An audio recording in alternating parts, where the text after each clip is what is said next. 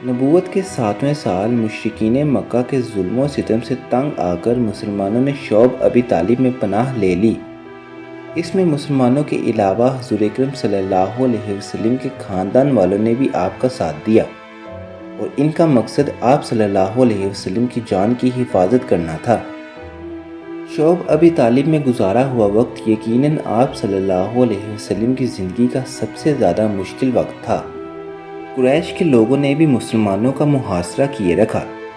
اس محاصرے میں ان کی یہ حالت ہو گئی کہ ان کو کھانے کے لیے ببول کے پتے تک کھانے پڑے۔ بچے بھوک سے بلبلا اٹھے، دور دور تک ان کے رونے کی آواز سنائی دیتی تھی۔ ان تک مشکل ہی سے کوئی چیز پہنچنے دی جاتی تھی۔ مشرکین باہر سے آنے والے کو ان کے خلاف بھڑکاتے، جس پر بیرونی تاجر ان کے لیے اشیاء کی قیمتیں اس قدر بڑھا دیتے کہ ان کی قوت خرید سے باہر ہو جاتی۔ سنگ دل مشرکین اس صورتحال پر خوش ہوتے، جبکہ مشرکین قریش کے کچھ لوگ ایسے بھی تھے جن کا دل اس صورتحال پر درد محسوس کرتا اور وہ خفیہ طور پر کھانے پینے کی کچھ اشیاء انہیں بھیجتے رہتے۔ ایک روز حکیم بن حزام اپنی پھپھی حضرت خدیجہ رضی اللہ عنہ کے لیے کچھ غلہ لے کر جا رہا تھا۔ ابو جہل نے اسے دیکھ لیا۔ اس نے کہا، اگر تم نے شعب ابی طالب میں غلہ پہنچانے کی کوشش کی تو میں تمہیں رسوا کروں گا۔ پھر قریب ہی سے ایک شخص گزر رہا تھا۔ اس نے سنا تو ابو جہل سے کہا، اگر وہ اپنی پھپھی کو غلہ دیتا ہے تو اس میں تجھے کیا تکلیف ہے؟ اس پر ابو جہل نے اسے برا بھلا کہا اور بکواس کرتے ہوئے چلا گیا۔ تنگ دستی، غربت اور مشکل کے باوجود رسول اکرم صلی اللہ علیہ وسلم ان حالات میں بھی تبلیغ اسلام کا فریضہ جہاں موقع ملتا خفیہ اور اعلانیہ طور پر انجام دیتے۔ مسلمان رضائے الہی کے لیے یہ سختیاں برداشت کرتے رہے، جبکہ بنو ہاشم خاندان کے تعلق کی خاطر آخرکار قریش سے کچھ لوگ جن کا ضمیر زندہ تھا اپنے لوگوں کی اس حالت کو دیکھ کر تڑپ اٹھے اور اس معاہدے کے خلاف ان کے دل میں ہمدردی کا جذبہ پیدا ہوا۔ ان میں ہشام بن عمرو پیش تھا، جو قریش میں معزز اور صلہ رحمی کا جذبہ رکھتا تھا۔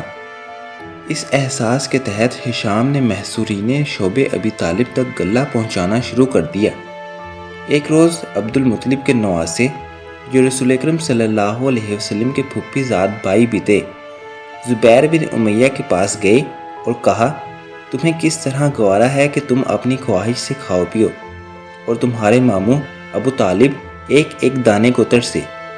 خدا کی قسم اگر ابو جہل کے ماموں یا ننیال اس حال میں ہوتے تو وہ کبھی اس معاہدے کی پرواہ نہ کرتا۔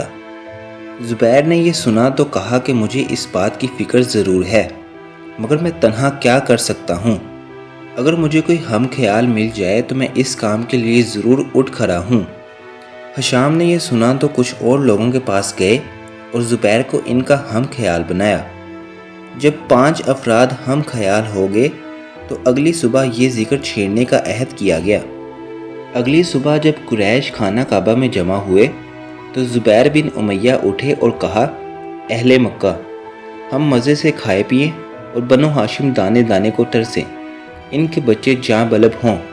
خدا کی قسم جب تک یہ ظالمانہ معاہدہ ختم نہ ہوگا مجھے اس وقت تک چین نہ آئے گا۔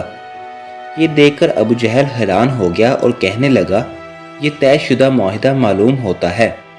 اسی دوران ابو طالب بھی ایک کونے میں موجود تھے، جنہیں رسول اکرم صلی اللہ علیہ وسلم نے خبر کر دی تھی کہ اللہ نے کیڑے بھیج دیے ہیں، جنہوں نے معاہدے کی ساری باتیں چاٹ لی، صرف خدا کا نام ہی باقی ہے۔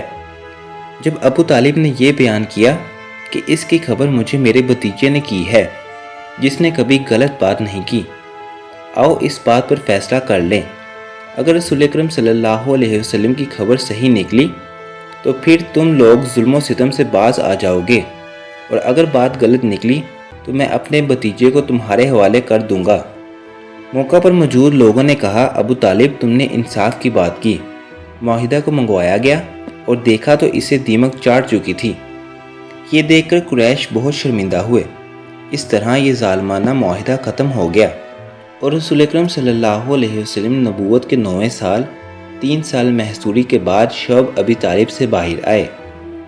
اسلام کی تاریخ کے مزید واقعات کو جاننے کے لیے دین اسلام کو سبسکرائب کریں اور بیل آئیکن کو پریس کریں۔